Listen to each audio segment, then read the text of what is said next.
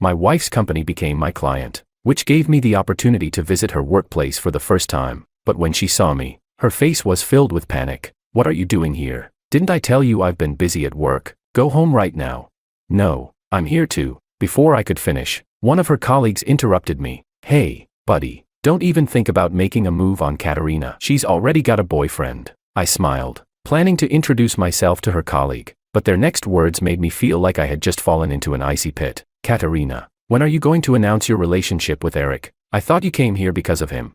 I watched them laughing and chatting, and suddenly, I understood the source of the discomfort I had been feeling over the past 6 months. I casually set the proposal down. "Remember to bring me some wedding candy when you head home." Chapter 1. I stood in the elevator, straightening my suit and tie. This was the big client our team had been working on for 3 months, and we had revised the proposal 7 times. Today, we were finally delivering it. The elevator display showed the 23rd floor. I took a deep breath as I stepped out. This was my first time visiting the advertising company where Katerina worked, reputed to be one of the top 4 agencies in the industry. The lobby was brightly lit, and outside the glass curtain wall was the sweeping city skyline. "Mr. Chan, this way please," the receptionist said, guiding me to the meeting room. As I turned the corner, I heard a familiar voice. Katerina was discussing a proposal with someone. I slowed my pace and saw her standing very close to a well-dressed man in the lounge area. They were pointing at a laptop, engrossed in their discussion. I recognized the man. Eric, Katerina's university classmate. Since he had joined the company as the creative director, Katerina had transferred here to work with him.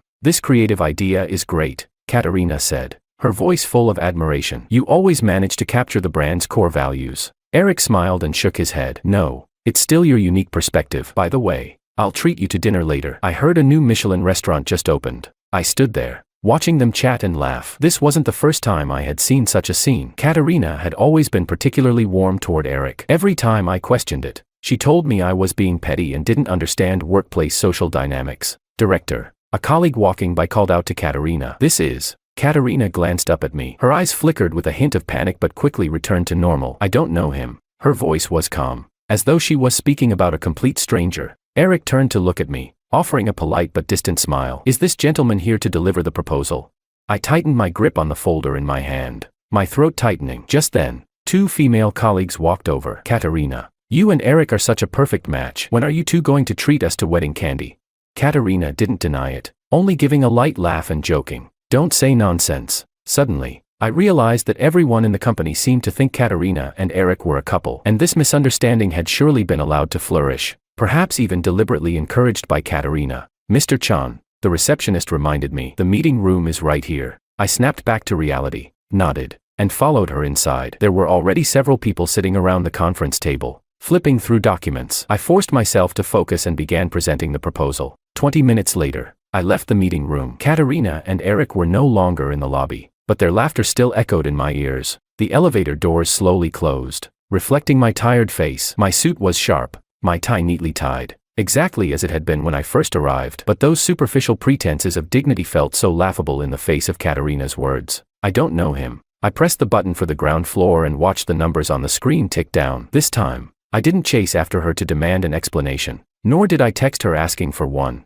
It began to drizzle outside. I stood before the glass doors of the office building, watching people with umbrellas walk by, disappearing into the rain. Chapter 2. By the time I got home, it was already evening. The living room lights were off, but in the dim light from outside the window, I saw a delicate box on the coffee table. The black wrapping paper had gold embossing, and in the bottom right corner was the logo of a well-known creative award. I turned on the desk lamp and opened it, revealing an award-winning portfolio, with a greeting card beside it. "Congratulations to Eric for winning the Best Creative Award of the Year. This special edition is made for the one who understands my work the most." I recognized Eric's handwriting. I flipped open the portfolio and saw a small note on the inside cover. "Thanks to Katerina for your continuous support and encouragement." A sudden wave of bitterness surged in my chest. 3 months ago, I had also given Katerina my portfolio. It was a compilation of all the works I had accumulated during my 5 years at my previous company. I had spent a whole week printing and binding it. "This creative idea is way too ordinary." She had casually flipped through a couple of pages and tossed it aside. "Advertising today isn't so outdated.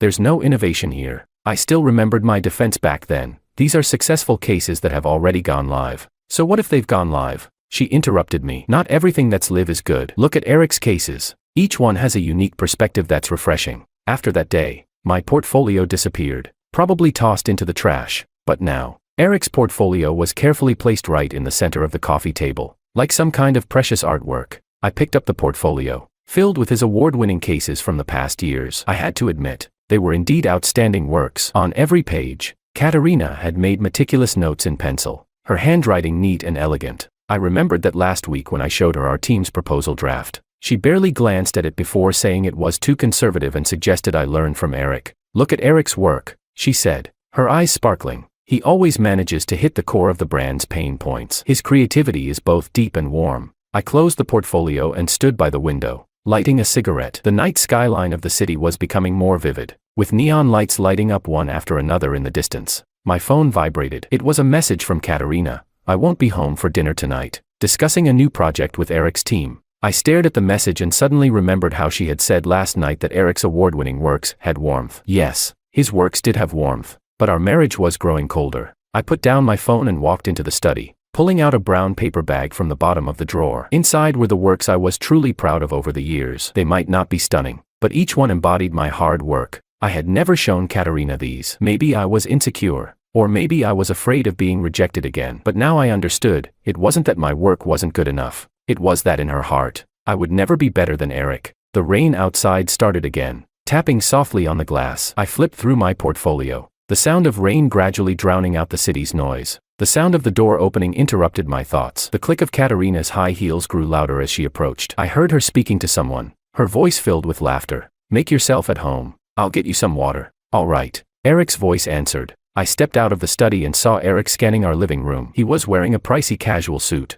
holding his award-winning portfolio in his hand. Hey, Vic. He smiled at me, his eyes scanning me with a hint of scrutiny. Your place is nice, but, he frowned, these advertising magazines are all over the place. It makes it look so tacky. The magazines were professional journals I'd subscribed to for years. I'd studied each issue carefully and taken notes. Katerina came out from the kitchen with a glass of water, and as soon as she heard Eric, she chimed in. Exactly. I've told him so many times, but he insists on leaving magazines everywhere. It looks like a thrift store. Eric took the water and elegantly sipped it. Katerina, let's get back to business. He turned to me. Vic, the company recently landed a big project and needs to reorganize the creative team. Katerina thinks your performance has been off lately, so she suggests, I suggest you withdraw from the core creative team. Katerina interrupted, looking directly at me. Your proposals have been too conservative recently, and you're falling behind the team's pace. I clenched my fist. Is it because my proposal style is different from Eric's?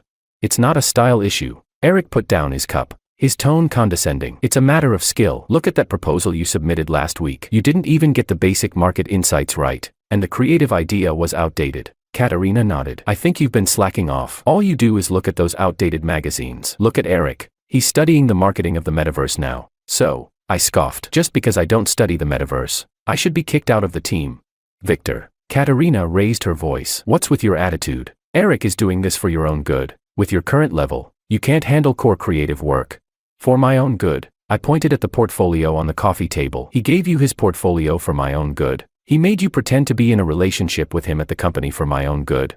Eric looked innocent. Vic, you've got it wrong. I have nothing but respect for Katerina. Don't jump to conclusions. That's enough. Katerina stood up. Victor, if you keep acting like this, don't blame me for being rude. I looked at her furious expression and suddenly felt exhausted. What do you want from me? Starting tomorrow, you'll be in the execution team. The core creative will be handed over to Eric. Her tone left no room for argument. I don't agree. Katerina froze for a moment, seemingly surprised by my refusal. What did you say? I said I don't agree, I repeated, emphasizing each word. This project is the one I fought for, and I built the creative team. Why should I step aside? Eric sighed. Vic, you're being unreasonable with your abilities. Just being in the creative team is already Katerina's favor. Now, asking you to focus on execution is for your own career. Katerina, he's right. You're just ungrateful, she shouted, pointing toward the door. Go pack your things now, and report to the execution team tomorrow. I looked at her finger pointing at me and suddenly smiled. You want me to go to the execution team? Fine, but I'll delete all the project's preliminary materials first. You dare? Katerina's face turned pale. Why wouldn't I dare? I took out my phone and coldly stared at them. These are my hard work. Since you think they're worthless, then I'll delete them. Chapter 3. After Eric and Katerina left, I sat alone in the living room. The rain was still falling outside, and the city lights became blurred in the downpour. My phone screen lit up with a WeChat message from a friend. Bro, your wife just posted an update. I opened Katerina's latest post. which had been uploaded 10 minutes ago. In the photo, she and Eric were sitting at a Michelin restaurant, with delicate dishes and red wine in front of them. The caption read, "Dinner with the person who understands creativity the most. Looking forward to our new project." The comment section was already lively. Colleagues were teasing, "The director couple looks so perfect. When are you guys inviting us for wedding candy? When will director Eric confess?" Katerina responded to these ambiguous comments without hesitation, occasionally replying with a smiling face. I'd seen this kind of act many times before. Every time we had an argument, she would post such ambiguous updates, suggesting that she could easily be swept away by someone else. In the past, when I saw these messages, I would panic. I'd immediately call her, send her messages, or even buy her favorite dessert and deliver it to her company. That was the effect she wanted, waiting for me to soften and apologize so she could give a smug smile. But this time, I just felt a sense of irony. I closed the post, opened my computer, and began working on my emails. My phone kept vibrating with Katerina's missed calls. I knew what she was waiting for me to contact her urgently, apologize, and beg for her forgiveness. Just like before. Ding, a new message from her. "Victor, are you sulking again?" I didn't reply. "If you feel wronged, just call me." "What do you mean? You won't even take my call?" "Victor, if you keep this up, I'll be really angry." I turned off the sound on my phone and focused on revising the client's proposal. This project was very important to me, and I couldn't let personal emotions affect my work. At 2 a.m., I finally finished the last revision. I opened my phone again, and there were 36 missed calls from Katerina. The last message read, "If you don't reply, don't blame me for doing something drastic." I looked at the threatening message and suddenly felt a sense of relief. In the past, I was always afraid of losing her, afraid she might really fall into someone else's arms. But now I understood, I had already lost her. Or rather, I never truly had her. I put down my phone and walked to the balcony, lighting a cigarette. The rain had stopped, and the moonlight shone through the clouds, illuminating the wet streets. In the distance, neon lights still flickered, outlining the city's silhouette. My phone buzzed again, but this time it wasn't Katerina. It was a message from a headhunter, Director Chan. "I heard you're looking for new opportunities. I have a great position. Want to chat?" I looked at the message and couldn't help but smile. On a weekend afternoon, I was in my study sorting through my resume when I heard the sound of the door lock turning. Katerina had returned, carrying the aroma of food. "Victor Chan." Her voice was unusually gentle. "I made your favorite sweet and sour pork ribs." I walked out of the study and saw 4 dishes and a soup on the dining table. Katerina was wearing an apron, setting the table, and when she saw me, she gave me a long-lost smile. "Try it. I learned it from the cafeteria lady." She handed me a bowl of soup. "You haven't been eating properly these past few days, right?" I took the bowl, and the fragrance hit me. The last time she cooked was 3 years ago on my birthday. Afterward, she said it was too troublesome, and never set foot in the kitchen again. "Have you been too busy lately?" She sat across from me. "I've seen you staying up late every day. Your dark circles are showing." I took a sip of the soup. It was indeed to my taste. Katerina noticed I wasn't saying anything and added a piece of rib to my bowl. "About what happened the other day. I was wrong." She lowered her head. "I shouldn't have said I didn't know you at the company." I put down my chopsticks. "So what? So, let's make up." She looked up, her gaze sincere. "I promise it won't happen again. Don't overthink things about Eric. We're really just colleagues." I stared at her. This scene felt familiar. Every time we argued, she would try to reconcile this way, gentle tone,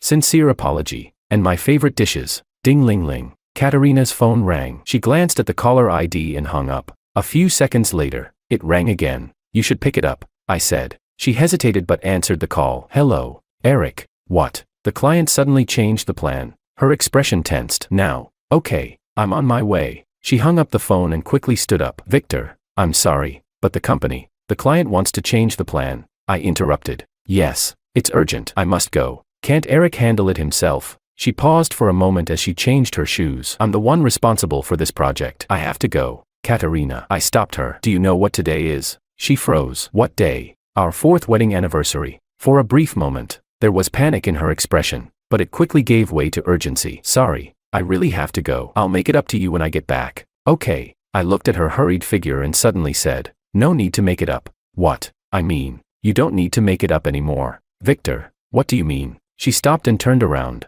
looking at me. "I mean it," I said. "I've already written the divorce agreement. Sign it when you get back after you've finished with your true love." I watched Katerina's astonished expression as I closed the door. Chapter 4. The headhunter's interview invitation was for the creative director position at Sunflower. As I waited in the conference room, I noticed a row of award certificates hanging on the wall, with the prominent one in the middle being the award Eric had won. "Victor Chan, Mr. Chan, I've heard so much about you. The interviewer was a young woman. We were very impressed by your work at 4A, especially the viral marketing campaign for the sports brand last year. I paused for a moment. That was indeed one of my proudest works, but I had never showcased it in my portfolio. We've done a thorough background check. She seemed to sense my confusion. Though many of your works are credited to the team, we know the core creative ideas are from you, including the recent award-winning FMCG campaign. I forced a smile. That award-winning campaign was Eric's work. Eric? She flipped through her documents. Oh, you mean the project where they swapped your name right before the finals? We all know you came up with the idea 3 months ago.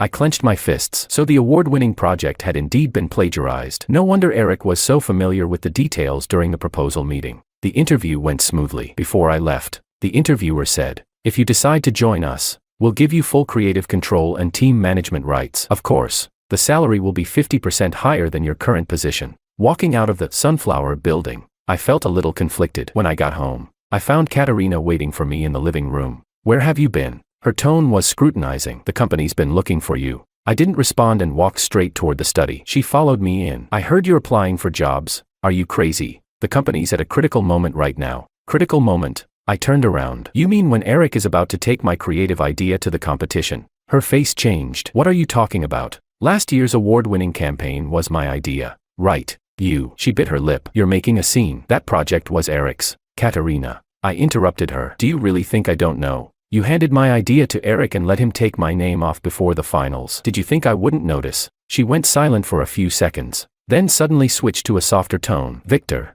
let me explain. It was the company's decision. They thought Eric's qualifications were more suitable. So what now?" I sneered. "Now you're planning to kick me out of the creative team and give my work to Eric. How can you think like that?" She became anxious. "I'm doing this for your own good. Do you know how extensive Eric's connections are in the industry? If you cooperate with him, there will be plenty of opportunities for you." I opened my computer and pulled up an email. "No need. I already have a new opportunity." She leaned in to see the content of the email. Her face turned pale in an instant. "You're going to Sunflower?" "Yes." "No." She slammed my laptop shut. "You can't go. Do you know that Eric has a history with the creative director at Sunflower? If you go there, how will you ever survive in the industry?" I reopened my laptop. "You don't need to worry about it, Victor." She blocked my path. "If you dare go to Sunflower, I'll what?" I stared into her eyes. "Post another photo with Eric, or let him take my work again." She froze, a hint of panic flashing in her eyes. The sunlight outside slanted through the window and cast a shadow on her face. "Are you really going to Sunflower?" Katerina's voice trembled. I continued organizing the documents on the desk. "Yes. You can't do this." She grabbed my wrist. "Do you know how big the conflict between Eric and Sunflower's creative director is? If you join Sunflower, you'll be going against the entire advertising circle." I yanked my hand away from hers. "So what? Should I give up this opportunity for you and Eric's sake? It's not about face." She was nearly in tears. "Do you really think your work will impress Sunflower? They're hiring you just to undermine Eric." I stopped what I was doing and looked at her. "So, in your eyes, I'll never be as good as Eric." "I don't mean it like that." Her tone softened. "I'm really thinking about your future. If you stay at the current company, with Eric and me looking out for you, things will go smoothly." "Looking out for me?" I laughed coldly. "Just like how you looked out for my award-winning work." She bit her lip, saying nothing. I opened the drawer and took out a document. "Since you care so much about me, you should take a look at this." "What's this?" "A divorce agreement." Katerina's face went pale in an instant. "What do you mean?" "Literal meaning." I pushed the document in front of her. "Let's get a divorce." "Impossible." She threw the agreement on the floor. "You wish." I bent down to pick it up. "Why is it impossible? Don't you have Eric?" "You." She suddenly calmed down and gave me a mocking smile. "You think that after leaving me, you'll still make it in the industry? What are you saying?" "My father is the vice president of the association, and Eric is the creative director. With one phone call, you'll never be able to work in any company again." I interrupted her. "So you're threatening me?" "I'm reminding you." Her voice was full of anger. "Do you really think your little talent will impress Sunflower? Without Eric and me, you're nothing." I quietly stared at her. The woman I once loved had now shed all her facades. The odd feelings I'd had in the past suddenly made sense. She had never truly seen me as an equal partner. To her, I was just a tool to be used. "Katerina, you're right." I nodded. "Without you and Eric, I really am nothing." Her expression softened. "You finally understand." Then, before she could finish, I directly opened the memo on my phone. "So, I've recorded the conversation where you and Eric took credit for my ideas. And I've also recorded your threats just now. Want to hear them?" Her face turned white as a sheet. When did you?" "Since the day you gave my ideas to Eric." I turned off my phone. "Now, can we finally talk about the divorce?" Katerina collapsed into the chair, tears finally falling. Victor, you've changed. Suddenly, it started to rain outside, and the sound of the raindrops hitting the window filled the room. Chapter 5. Are we really going to do this? Katerina's voice was trembling with tears. The rain continued falling as I stood by the window, gazing at the blurred outlines of the city outside. What else is there to do? What do you want from me? Victor, she walked up behind me. We've been together for so many years. Are you really going to be this heartless? I turned around. Heartless? Katerina, have you ever been kind to me over these years? She froze, tears still on her face. From the moment we met, I looked into her eyes. When have you truly cared about my feelings? My work has been belittled by you, my efforts dismissed, and even my name has been casually given to someone else. That was my fault. She lowered her head. I apologize. Can we start over? I shook my head. No need. Why? She suddenly looked up, her eyes sharp. Is it because of that sunflower female interviewer? Have you known her for a long time? I was momentarily stunned, then realized what she meant. You had someone follow me. She bit her lip. I was just worried about you. Enough. I interrupted her. The divorce papers are already signed. Have you signed yours? No. She grabbed the agreement. Unless you promise me you won't go to Sunflower. I looked at her, her behavior so frantic, and suddenly felt a deep sense of exhaustion. Katerina, what do you want from me? I want you to stay with me. Her voice cracked with emotion. I know I've done a lot of things wrong, but I really can't live without you. Can't live without me, I sneered. Or can't live without a tool that can provide Eric with creative ideas. Her body visibly trembled. Sign it. I handed her the pen. Let's not end this with no dignity left. She took the pen, her hand shaking. You'll regret this. Maybe. I gazed out the window at the rain. But it's better than staying like this. Katerina lowered her head, tears dripping onto the divorce papers. Her hand paused for a long time before she finally signed her name on the document. Here. She pushed the papers back to me, her voice hoarse. You're free now. I took the papers and turned to leave the study. She called after me. Victor, do you really hate me this much? The rain outside softened, and the sky began to lighten. I didn't turn around. I simply said softly, I don't hate you. I'm just finally awake. Katerina didn't speak again. The only sound was her suppressed sobs. I opened the door, and in the living room, the plates from the dinner she had prepared that day were still on the table, gathering dust. 1 year later, Director Chan. The venue for the new product launch has been confirmed. Assistant Xiao Wang pushed open the office door. By the way, I just received news. Our competitors are coming too. I looked up from the proposal. Competitors? The company you worked at before. Eric is leading the team. Xiao Wang lowered his voice. And I heard Katerina is coming too. I nodded and returned to reviewing the file. Got it. In the past year, I had led the team to win several major clients, and the new social marketing model we developed had made quite an impact in the industry. Today's launch event was to celebrate our team winning the Best Creative Award of the year. Ironically, this was the same award that Eric had won last year using my creative ideas. Director Chan, do you want to adjust the seating arrangement? Xiao Wang hesitated. I closed the file. Let it be as planned. The launch was scheduled for 6 p.m. I arrived at the venue half an hour early. The hall was already filled with industry professionals. Director Chan, someone called out. I heard the creative idea this time is groundbreaking. I was about to respond when a commotion suddenly erupted at the entrance. Looking over, I saw Eric and Katerina walking in. Katerina was wearing a black long dress, her makeup impeccable. She scanned the room, and her gaze finally landed on me. Pausing for a moment, it's been a while. Eric approached with a polite smile. I heard Director Chan has been doing quite well at Sunflower lately. I raised my glass. You're too kind. Director Chan is too humble. His tone carried a hint of mockery. By the way, I'm curious. Is the creative idea this time again borrowed from our company? Before I could speak, a clear voice interrupted. That's not right, Eric. It was our chief designer, Rita. She walked over, holding a glass of wine, her smile graceful. Didn't Director Eric forget whose idea the borrowed case was last year? Eric's face changed slightly. Miss Sue, what do you mean by that? It's nothing. Rita shrugged. Just reminding you that some things you say might end up slapping your own face. Katerina stepped forward. Who are you? Me. Rita smiled and looked at me. I'm the one who interviewed Director Chan last year. What's the matter, Katerina? Don't you remember? Didn't you have someone follow us back then? Katerina's face turned white in an instant. Director Chan. Rita took my arm. It's time to get ready to go on stage. I nodded, waved at them, and turned to leave. Behind me, I heard Katerina's voice. Victor, you really did this for her. Rita stopped and turned to look at Katerina. Katerina, you're mistaken. We're just colleagues, but I'm grateful to you, grateful to me. Yeah. Rita smiled brightly. If you hadn't pushed such an excellent person away, how could our company have found such a great creative director?